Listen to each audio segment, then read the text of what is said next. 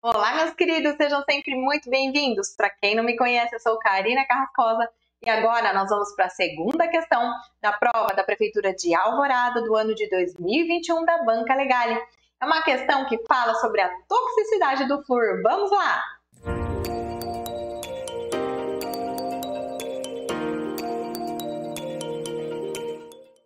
Pessoal, o que diz essa questão? O uso inadequado e excessivo do flúor pode causar toxicidade aguda. Estão entre os possíveis efeitos da toxicidade aguda por flúor, exceto alternativa A, náusea, B, vômito, C, morte, D, parada cardíaca e E, fluorose dental. Meus queridos, vamos aproveitar essa questão para fazer uma revisão sobre toxicidade crônica e aguda causada pelo flúor, que é um assunto super importante que cai em diversas provas de concurso público. Não esquece do like, você que ainda não é inscrito, se inscreve no canal, ativa o sininho para receber a notificação de novas resoluções de questões e vamos resolver essa questão. Quando a gente fala de toxicidade do flúor, a gente tem que lembrar que temos toxicidade crônica e toxicidade aguda. Vamos começar pela crônica. Quando a gente fala de toxicidade crônica, temos que lembrar de fluorose. Então, não podemos esquecer de um documento super importante, que é o Guia de Recomendações para o Uso de Fluoretos, de 2009. Sim, é um documento relativamente antigo, mas que cai com muita frequência em provas de concurso público. Então, concurseiro, que é concurseiro, tem que ler esse manual, fazer um resuminho e memorizar as informações que tem aí. Então, vamos utilizar algumas informações desse guia de fluoretos para a nossa questão. Então, o que a gente tem que saber sobre a fluorose? Ela é o resultado da ingestão crônica de flúor durante o desenvolvimento dental, que se manifesta como mudanças visíveis de opacidade do esmalte devido às alterações no processo de mineralização.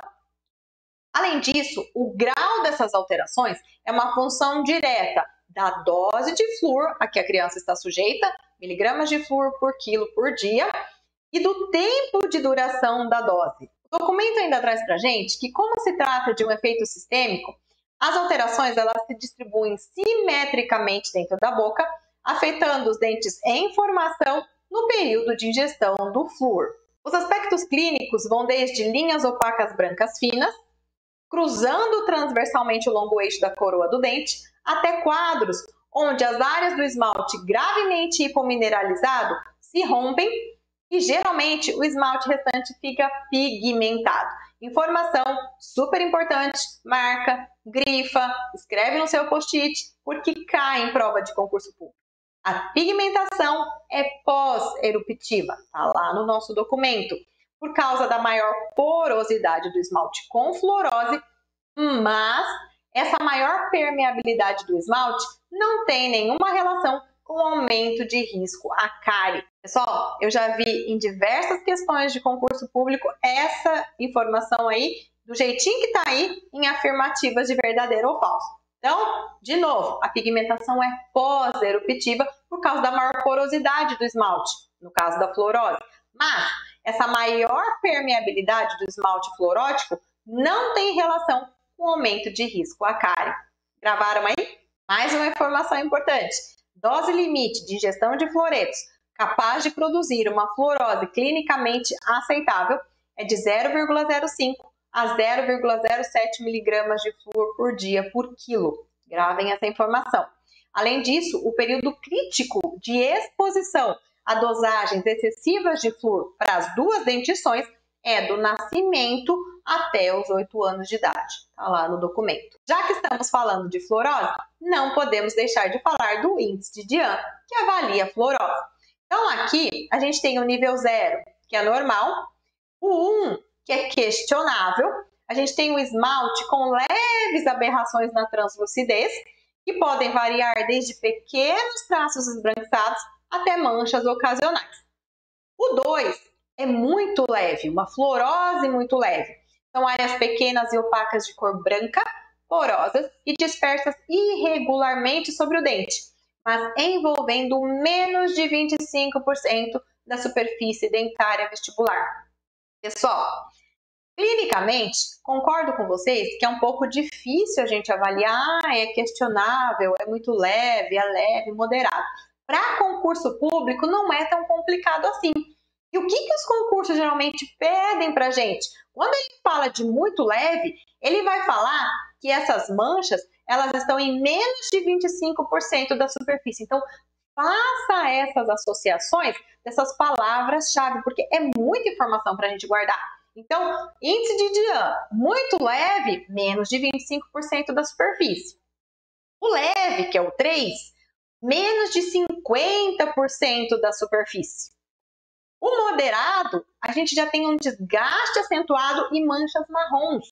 No moderado, aparece mancha marrom pela primeira vez. Então, tudo com M aí, ó. Moderado, mancha marrom. Ok? Façam essas associações. O severo é o último, que é o 5 do índice de DIAN. A gente vai ter as manchas marrons espalhadas por toda a parte, alterando o formato do dente e com aspecto de corrosão. Então, gravem essas palavras-chave. Muito leve, menos de 25% da superfície. Leve, menos de 50% da superfície. O moderado, a gente já tem um desgaste acentuado e aparecem as manchas marrons. Moderado, marrom. No severo, essas manchas marrons já estão por toda a parte e com aspecto de corrosão, ok? Este é um outro documento super importante que traz informações relevantes sobre o uso de fluoretos. Ele tem uma tabelinha que eu acho super legal e traz informações que caem muito em provas de concurso público. Esse ano mesmo caiu informações dessa tabelinha na prova da VUNESP de Marília, então vale a pena a gente ter e memorizar. Essa tabelinha vai falar para a gente sobre a quantidade de dentifrício fluoretado que deve ser utilizada em cada escovação. Então, olha aqui. 1 ano, 0,5 grama, que é semelhante a metade de 1 grão de arroz. 2 anos, 0,1 grama, semelhante a 1 grão de arroz. De 5 a 6 anos, 0,3 grama, semelhante a 1 grão de ervilha. Pessoal, gravem essas informações porque cai e muito em prova de concurso. Voltando aqui para o nosso esquema inicial, agora a gente vai falar sobre a toxicidade aguda do flúor. A toxicidade aguda refere-se à ingestão de uma única vez de grande quantidade de flúor, provocando desde uma irritação gástrica até a morte.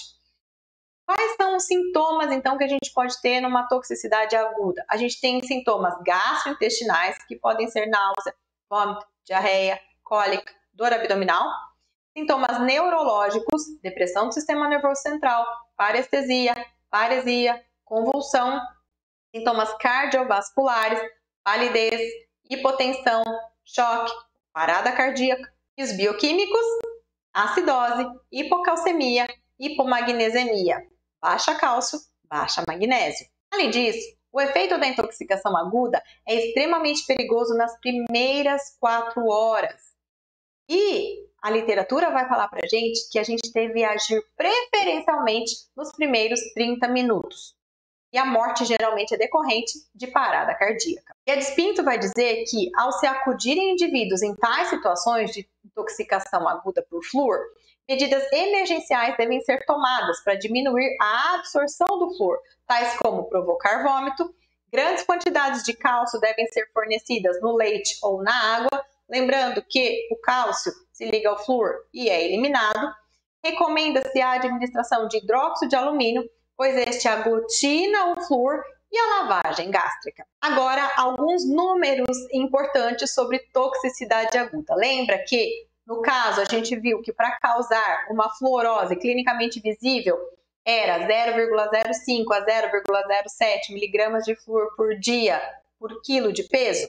Agora a gente vai falar de toxicidade aguda. Qual seria a dose provavelmente tóxica? 5 miligramas de flúor por quilo de peso. Uma dose seguramente tolerada. Isso está lá no Guedes Pinto, isso está lá no Guia de Fluoretos. De 9 a 16 miligramas de flúor por quilo. Tem alguns lugares que colocam de 8 a 16 miligramas de flúor por quilo de peso. Dose letal em criança, 16 miligramas de flúor por quilo de peso. E dose letal para adulto, 32 a 64 miligramas de flúor por quilo de peso. Pessoal, Só vou fazer um parênteses aqui, que essa dose letal em criança, ela não está no guia de fluoreto, ela não está no livro do Guedes Pinto. Eu tenho nos meus resumos desde sempre, eu já vi em alguns artigos científicos, mas eu não consegui achar a literatura base, a literatura fonte de onde saiu esse 16 miligramas de flúor por quilo de peso. Então, coloque um parênteses aí nessa dose letal de flúor para criança.